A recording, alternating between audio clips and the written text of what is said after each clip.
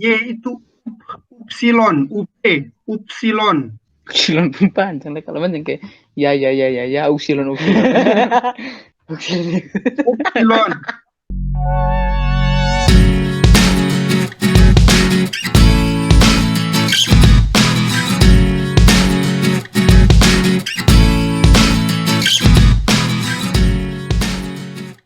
Ya, jadi kemarin itu sekedar review. Kita kemarin itu belajar bagaimana memperkenalkan diri, bagaimana pamit atau berpisah dengan orang lain, baik itu bentuk informal maupun bentuk formal. Nah, hari ini kita akan lanjutkan materi kita dan kita akan belajar tentang masih tentang memperkenalkan diri, menanyakan nama. Selanjutnya kita akan belajar tentang angka dan abjad. Di sini di bagian kiri nomor 4 itu ada dialog. Judul dialognya itu Wie heißen Sie? Wie heißen Sie ini siapa nama Anda? Jadi kita menanyakan nama seseorang, tapi dalam konteks formal. Jadi kalau bisa dibaca di situ, bisa dilihat, itu tulisannya Wie heißen Sie, tapi S-nya besar. Nah, kalau S-nya besar, huruf S-nya besar, itu berarti Anda. Wie heißen Sie, siapa nama Anda? Bagian 4 itu seharusnya kita mendengarkan. Tapi untuk sementara kita baca saja dulu, terus nanti kita susun. Kira-kira yang mana cocok dengan yang mana. Lesen Sie und hören Sie. Ordnen Sie die Antworten zu. Lesen Sie, itu bacalah. Ordnen Sie die Antworten zu, susunlah jawaban-jawabannya. Jadi pertanyaannya apa? Jawaban yang sesuai apa? Bagian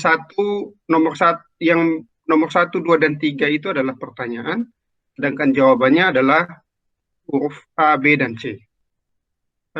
Nomor 1, woher kommen Sie, Frau Lang?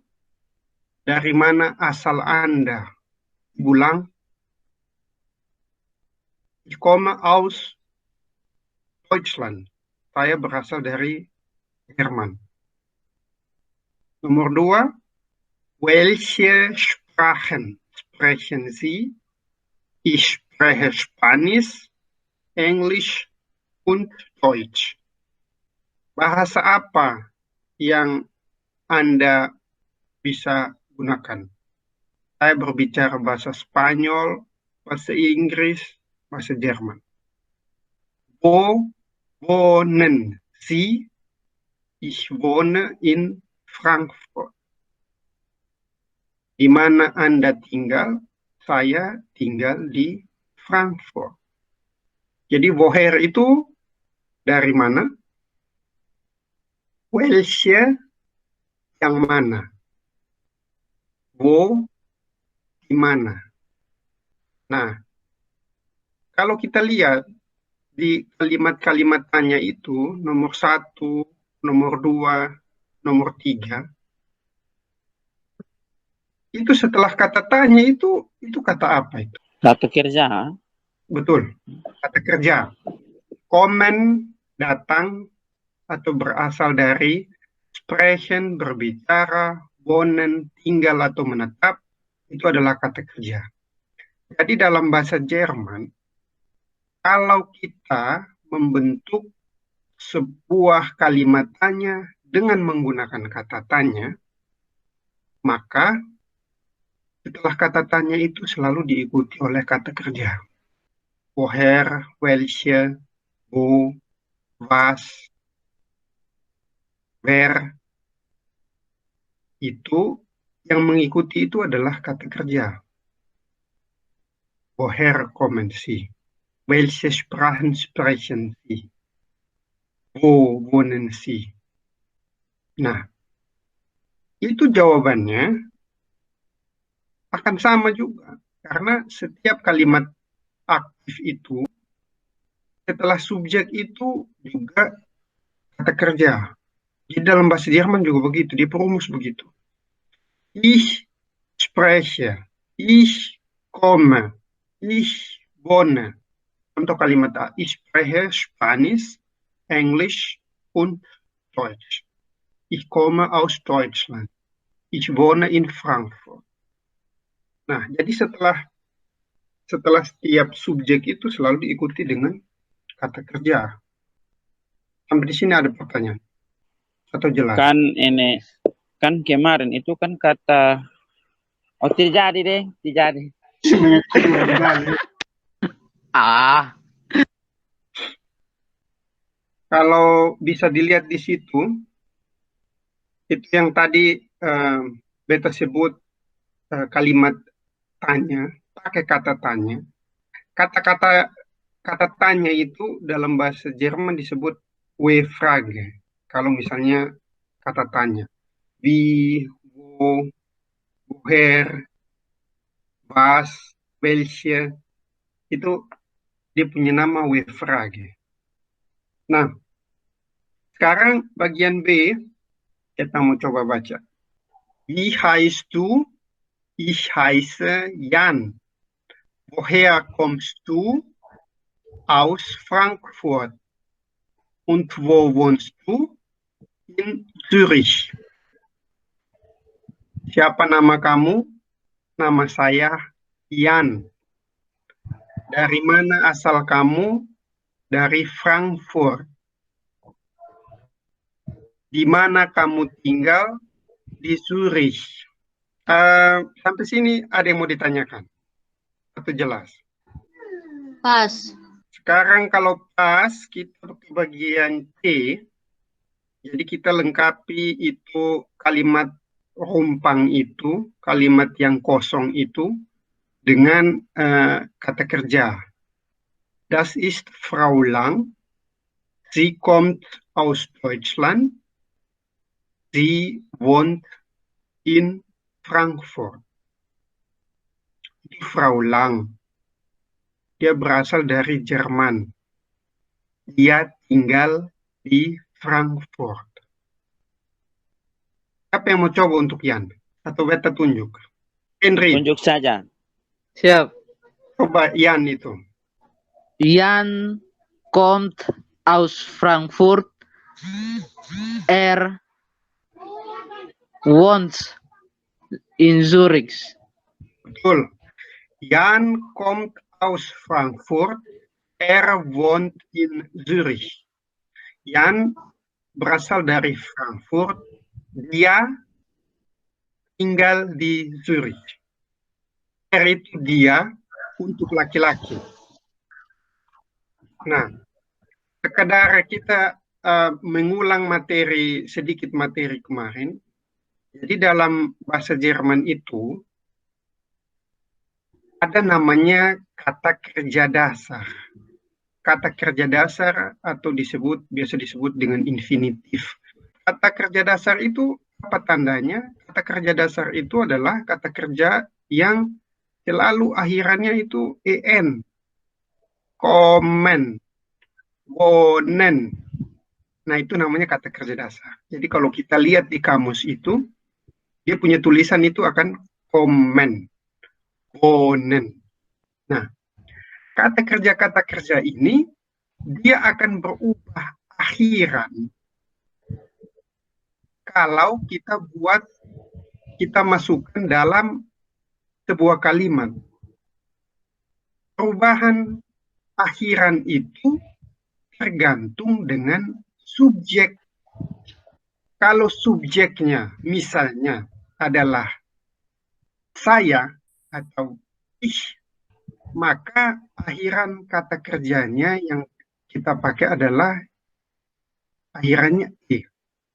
Misalnya beta bilang, ich komme aus Soe. Ich wohne in Wien. Saya berasal dari Soe, saya tinggal di Wina. Itu kalau subjeknya saya.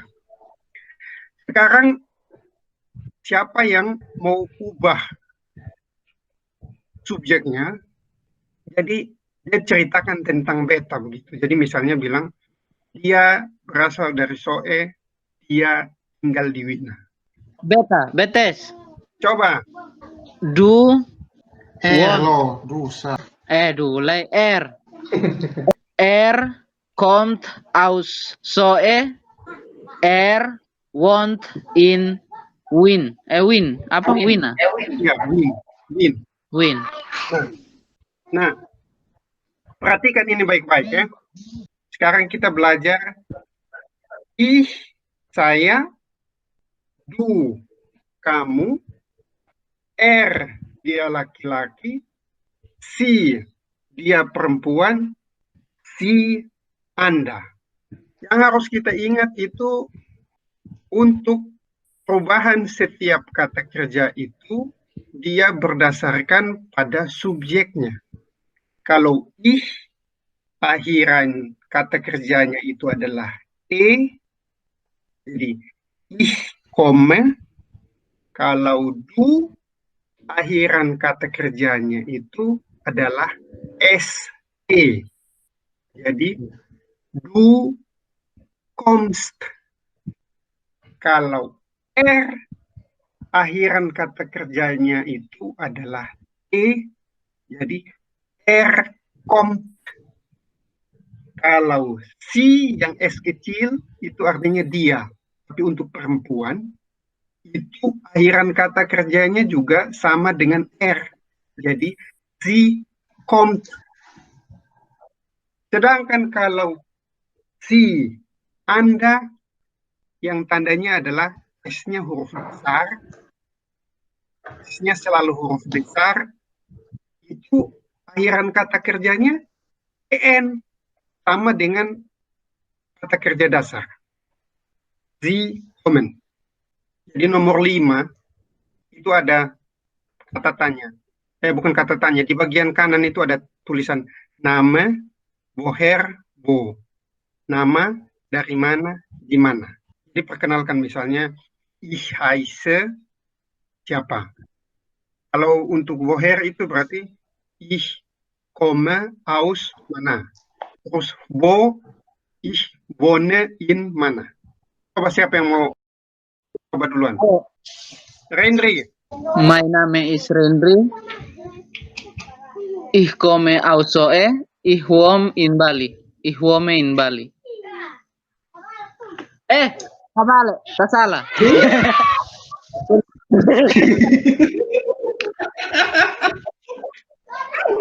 Bapak harus jangan ketawa. Ulang. Ich heiße Rendri. Ich komme aus Soe. Ich wohne in Soe. Oke. Jadi kalau orang tanya nama, du. Maka jawabannya ich heiße siapa. Terus kalau orang mau tanya dari mana asal kamu, woher kommst du? Jawabannya ich komme aus mana. Terus misalnya tanya, di mana kamu tinggal? Wo wohnst du? Jawabannya ich wohne in mana. Begitu. Jadi sekarang kita sudah bisa tahu ada 3 nih. Mau jelas ya? Siap jelas. Oke. Kalau jelas berarti kita lanjut ke yang berikut. Zahlen und Buchstaben. Zahlen und Buchstaben. Zahlen itu artinya angka, Buchstaben itu artinya abjad. Beta ulang. Zahlen und Buchstaben. Angka dan abjad. Di Zahlen, angka.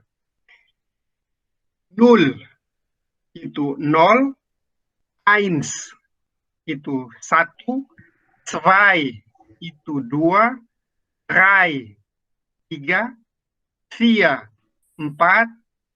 5, 5, 6, 6, 7, 7, 8, 8, 9, 9, 10, 10. Siapa yang mau coba? Beta. Silakan. 0, 1, 2, 3, 4, 5, 6, 7, 8, 9, 10. Oke. Kalau misalnya kita mau tanya orang, lu nomor HP berapa? Dia punya pertanyaan dalam bahasa Jerman begini. Wie ist deine Handynummer? Jawabannya, meine Handynummer ist berapa? Sebut. Atau kalau misalnya kita mau tanya, berapa nomor telepon kamu? Maka pertanyaannya adalah, wie ist deine Telefonnummer? Handynummer itu nomor HP, telefonnummer itu nomor telepon. Jadi kalau HP itu handy, das Handy, itu HP. Kalau telepon itu das Telepon, das Telepon. Sampai di sini siapa yang bisa sebut itu nomor HP? Beta mau tanya. Kalau ada yang bisa jawab, langsung jawab. Beta pu pertanyaan. Wie ist deine Handynummer? Meine Handynummer ist 081 2366 95173. Mantap. Sekarang beta mau salah satu dari kamu tanya beta nomor HP berapa. Kalau beta jawab, coba tuliskan beta nomor HP, dan siapa yang jawab betul, beta akan kasih 10 euro. Wie ist deine Handynummer? Meine Handynummer ist 4, 3, 6, 8, 1, 8, 4, 2, 2, 5, 7, 5, 4. Aris duluan. 4, 3, 6, 8, 1, 8, 4, 2, 2, 5, 7, 5, 4. Oke. Noli. 4, 3, 6, 8, 1, 8, 4, 2, 3, 5, 7, 5, 4. Oke. Henry. 4, 3, 6, 8, 1, 8, 4, 7. Oke. Nomor yang tadi disebutkan adalah 4, 3, 6, 8, 1, 8, 4, 2, 2, 5, 7, 5, 4. Noli salah satu angka. Noli salah angka 2, dia bilang 3. Itu salah. Yang betul 100.000. Yang betul Aris. Jadi Aris punya 10 euro ya. Yeay. Sekarang kita masuk ke tas alfabet. Yang enaknya itu bahasa Jerman ini, dia punya alfabet ini agak-agak, dia bunyi agak-agak mirip bahasa Indonesia. Ini sudah terlalu susah. Cuman ada beberapa saja yang beda. Beta sebutkan abjadnya, terus ada tambah dengan 4 huruf tambahan di samping yang abjad yang ada itu.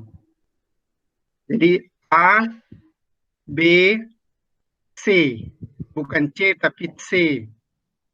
A, B, C, D, E, F, G, H, I, J, K, L, M, N, O, P, Q, R, S, T, U, V, W, X, Y, Z, A umlaut, U umlaut, U umlaut, SZ. Jadi yang membedakan itu ada beberapa kata, beberapa huruf, sorry. C untuk bahasa Jerman itu C, bukan C, tapi C.